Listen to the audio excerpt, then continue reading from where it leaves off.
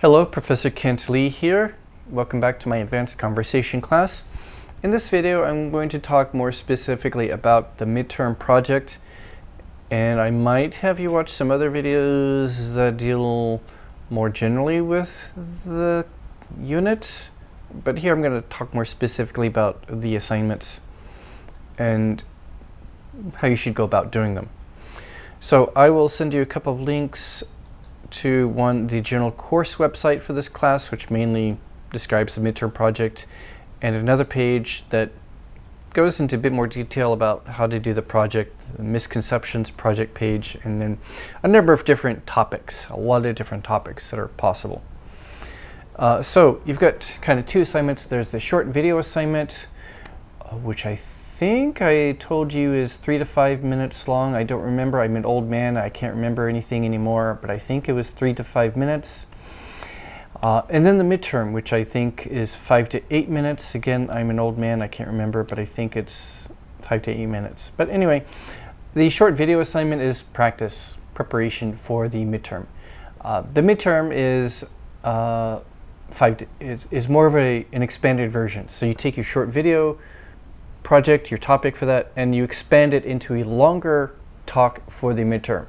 Now the midterm is kind of semi-formal, a semi-formal talk. No PowerPoint. Don't do PowerPoint. Don't prepare any, presentation file. Just you talking to the camera. Yeah, sure, you can have notes and all that. That's fine, but just you talking to the camera. You can do this alone, or you can do it in a group. If you do it in a group, each person should speak for about the similar amount of time, and each person should speak for the minimum amount of time, at least 3 minutes for the short video, or 5 minutes for the midterm. You can kind of go back and forth, and if you want to do this as a group, that's fine. You can go back and forth, and each person talks about a related topic. For example, maybe each person talks about a different health misconception, or each person talks about a different but kind of related type of pseudoscience, or each person talks about a different flavor of Illuminati or secret government conspiracy theories, or each person talks about a different aspect of such conspiracy theories. Now, it also might be the case that you do your short video and you decide, I don't want to do this anymore. You can do a different topic for the midterm. That's okay. That's just more work for you because you have to start all over again and all. But for the midterm, assuming you keep the same topic, you're just going to take your short video topic and expand on it, add more details and explanation. So, how to do it? You can see the misconceptions project page, and for the midterm, mainly you want to focus on the background and analysis. There's another section on solutions, which you don't have to do really for the midterm. You'll do that for the final. Background. Important details about the misconception. Where did it come from? How did it start? Who started it maybe? How many people believe it? What kind of people believe it? And it may be helpful to focus on a particular country, especially if it's more of a problem in one country. How common is this belief in your country or a particular country? What kind of people believe it? Analysis. Second part, analysis. Debunking, showing why it's wrong. Maybe why it's wrong, or it may be fairly obvious why it's wrong. Yeah, of course, the Nazis don't have a secret base on the moon. Hitler is dead. He's not alive and not going to come back, obviously, but how do you debunk it? How would you explain to other people why it's wrong? How would you show why it's wrong? So debunking. So explaining why it's wrong, or talking about how you would explain to other people why it's wrong. Now, a lot of these I'm fairly familiar with, so keep that in mind. Don't give me a lot of, do some actual, internet search and find some good information, something informative. Because I'm fairly familiar with a lot of these, so it needs to be informative for me. Why is this topic important? Is there a social value to it? So it should have some social importance or some kind of importance. because it's a danger to society, has negative effects, it has unhealthy effects for people individually, psychologically, the choices that they make, how they spend their time, bad choices, voting decisions, buying decisions, or whatever.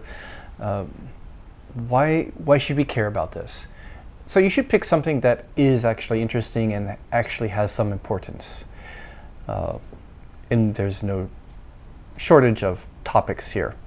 And maybe in your analysis, why is this false belief so attractive, so appealing? Why do so many people believe it? Why? And you don't have to, but if you want to, for the midterm, you can maybe sort of talk a little bit about possible solutions, but that's more for the final. Okay, topics. Boy, there are lots. Popular myths, fallacies, misconceptions, urban legends. So an urban legend is kind of a popular story, sort of like a popular myth. Maybe it has a bit more of a story aspect to it, like, well, the Starbucks logo is evil, it's representing the devil, and then that leads to some sort of a story behind it, how supposedly this evil image came about and got put on their cups and their packages, and why. So an urban legend is sort of like a false rumor or a myth, but it often has some kind of a story. Fan death, this fan death myth in Korea. So it's kind of a false myth or a rumor, but it also has sort of an urban legend component to it because it has sort of maybe a story aspect, like, oh, people have died because they ran their fans at night. Well, of course, that's not true. They died for other reasons, but there's sort of a bit of a story behind it, or some supposed evidence or explanation, although it's false. So scams or hoaxes, a particular type of scam or hoax. Advertising, so some kind of advertising fallacy that you think is a problem, it's problematic and something needs to be done about it, it's unhealthy. Stereotypes, racial stereotypes, gender, sexual stereotypes, pop psychology, pseudoscience, like we talked about, superstition, conspiracy theories. Conspiracy theories get really complex and interesting. It could be a big one. You may need to focus on a very specific type or specific aspect of a conspiracy theory or pseudoscience.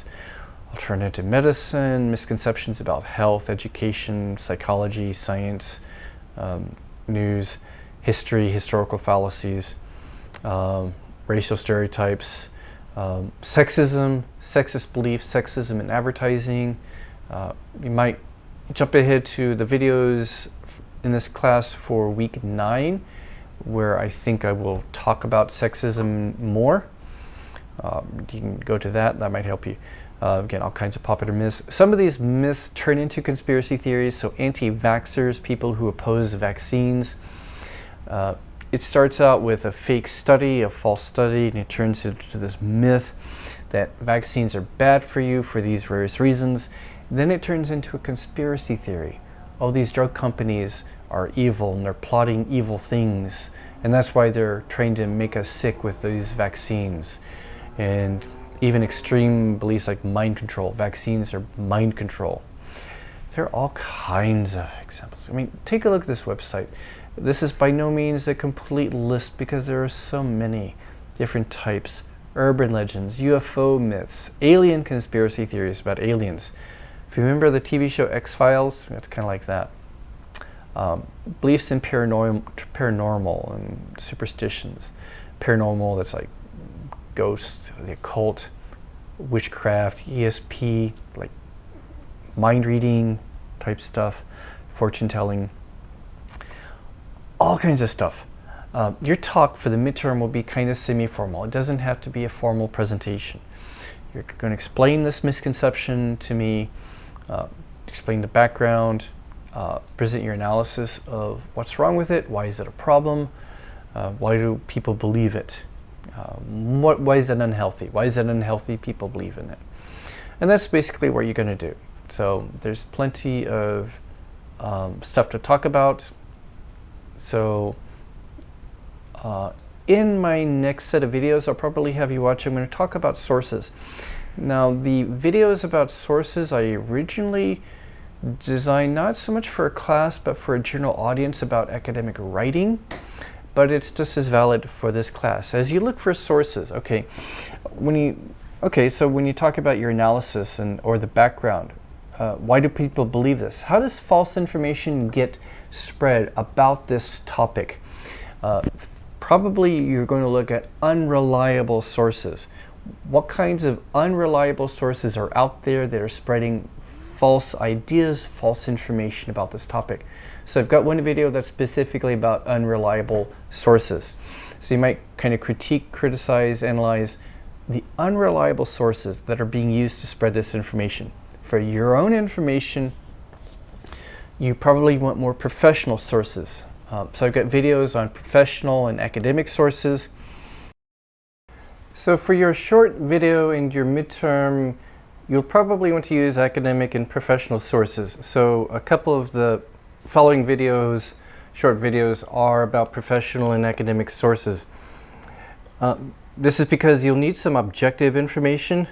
Of course, you might talk about unreliable sources that promote bad ideas, but then you need some objective information about those bad ideas, those misconceptions, objective information about its origins, its history, its prevalence, like how prevalent it is, how many people believe it, how common this bad idea is, things like that. Information on how many people believe it in this, in your country, its development, its negative effects, and objective information about its negative effects, why it's harmful to society, to individuals, or why it's not such a good idea, and why it appeals to people. Why is it popular? Why do people like to believe in that? You'll want some objective information about that. Now, you could go to academic sources, and those are kind of like your higher level, research sources by professors and researchers for other professors and researchers. Some of that might be a bit heavy for you or a bit technical, and if you can find some good stuff that you can read and understand, that's great, but you don't have to try for academic sources. For something that's due in just a couple weeks, you might not have time to get into that kind of stuff. For the midterm, I think just professional sources will be good enough. So professional sources are sources by people who have some expertise. They may be academic experts, or maybe just more professional experts, people who are not professors, not working in universities, but have good skills and qualifications and expertise. People who have years of experience in a particular area as a professional person, maybe a master's or PhD degree, but they're not writing for other researchers. They're writing for a general educated audience like you. So these would include news sources that have a really good reputation. Things like news sources, news magazines, newspapers, news sites that are known as maybe among the best in your country or in the world, where the journalists and analysts have lots of expertise, expert knowledge, and they're very professional and objective. Science magazines, for example, can be good information if you're doing any kind of topic that has to do with science or related fields, medicine, health, psychology. So a lot of general science news magazines, science news sites can be good. Some economics and business magazines, The Economist, Forbes, Business Weekly, things like that can be good sources for some things. Books by experts on a particular topic. They may be academic experts, they might be more business experts, professional experts. Writing well-researched books and information for an educated audience. Some of the books that maybe I've shown you in my writing class, if you are taking my writing class right now. Those would be good kinds of sources. So you can Do some internet searching, find some good sources for objective information to help add to the contents of your short video to turn it into a midterm presentation. Those might be good ideas. If you have questions about maybe sources of information for your topic, about your topic, its background, things like that, or putting it together into a video presentation, the assignment, you can talk to me. I will post maybe sort of consultation times in announcements in the LMS, times when you can find me in Zoom, or maybe sometimes during regular class time we'll maybe log into Zoom in case you want to come in and talk to me one-on-one individually about questions or problems. So I will be around. I'll make myself available, post information in the LMS about that. So I look forward to hearing your assignments, hearing your videos. These are very interesting and practical topics for today. Seeing how a lot of these misconceptions and wrong-headed beliefs are just so prevalent, so common, and such a problem. So it's a very important topic, things that you should be aware of. So good luck to you on this, and I wish you luck. Hope to see some good video presentations from you, and hope to see you later time in class or in Zoom someday. Good luck, take care, see you later. Bye.